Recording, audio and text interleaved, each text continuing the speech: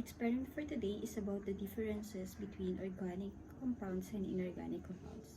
For the learning outcomes, at the end of this module, the student must be able to sharpen the powers of observation, review the relationship between molecular structure and chemical and physical properties, to classify compounds as organic or inorganic on the basis of observation of chemical and physical properties. So for the materials, we need glasswares, tablespoon or teaspoon, masking tape, marker, alcohol, table salt, vegetable oil,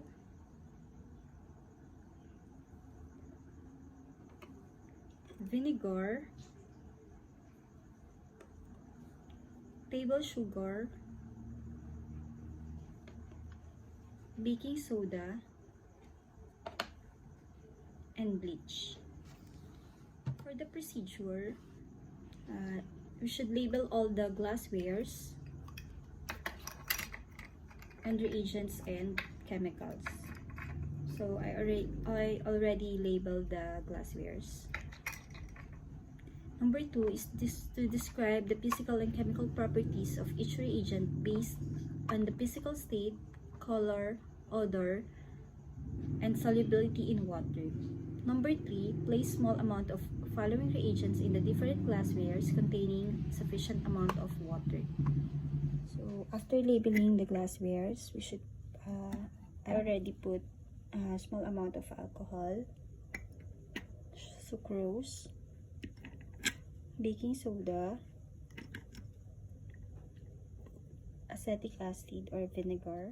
So next is bleach. So we should be careful.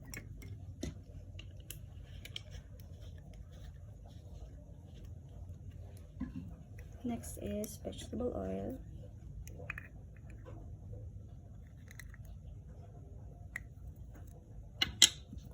And then salt.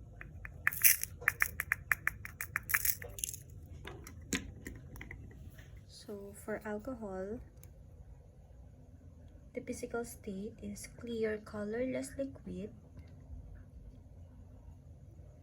with vinous odor or alcohol odor. And if we put a small amount of water,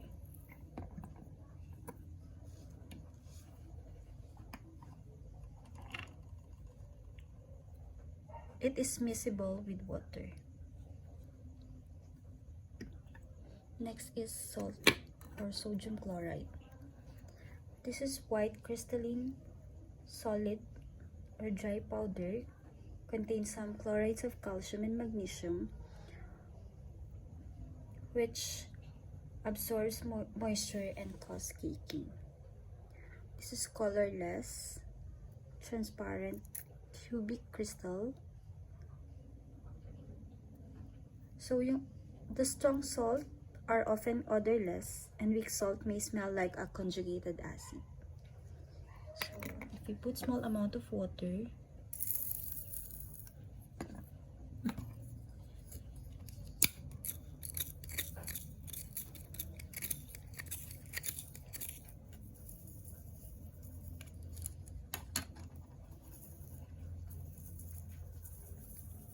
we'll see if the salt is soluble in water.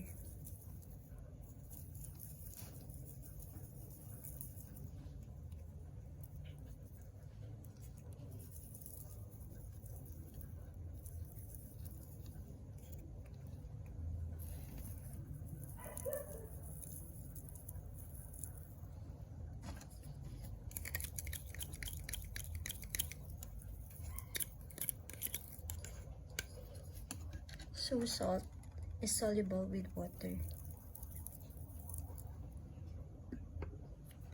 Next is the vegetable oil. This is colorless or slightly yellow.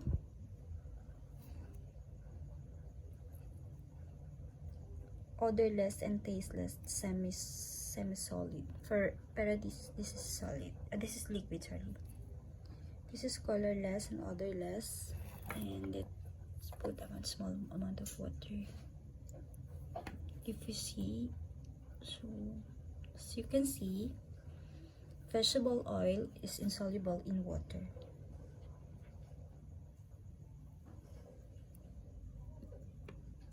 Next is acetic acid. So this is clear, odorless, clear, colorless liquid with strong odor of vinegar or has pungent color. Let's put a small amount of water. As you can see, vinegar is miscible with water. Next is sucrose. Use brown sugar. So this is brown, odorless, crystalline, or powdery solid. So let's put a small amount of water.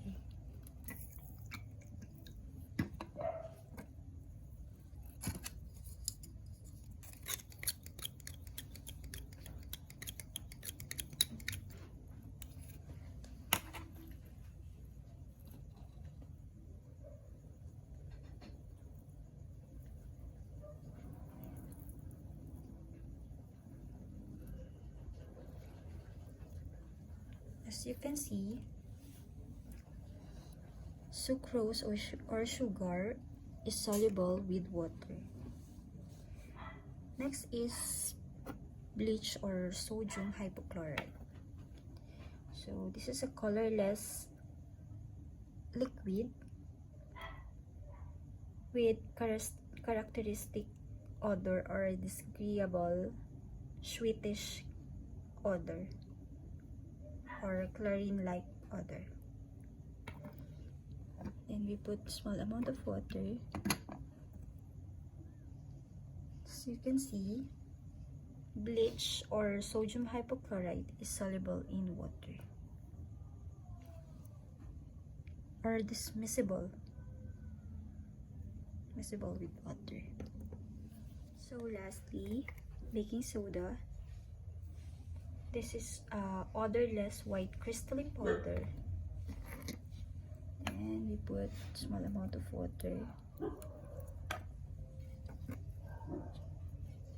As you can see, sodium bicarbonate or baking soda is soluble in water.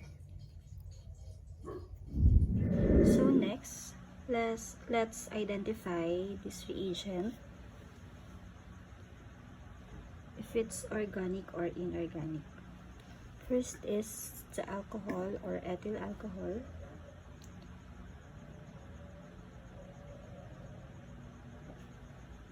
This is classified as organic. Next is salt or sodium chloride, inorganic.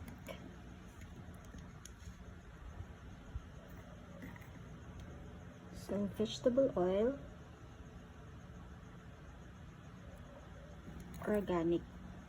So vegetable oil can vary from depending on what blend of fatty acid is made from. So it depends on. So next is acetic acid. This is classified as organic. Next is sucrose, organic. Bleach, this is inorganic.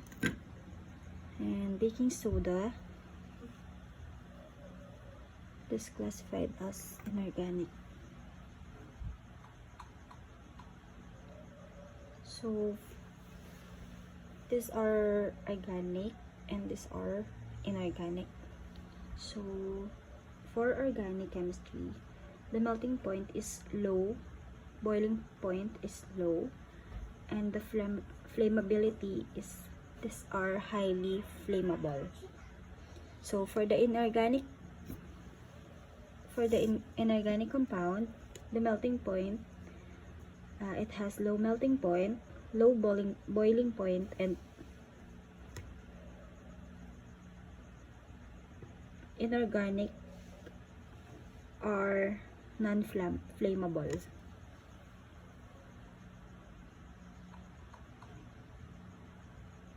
So for our conclusion, I conclude that sodium chloride, sucrose, sodium bicarbonate, and sodium hypochlorite are soluble in water, while acetic acid is miscible with water together with ethyl alcohol,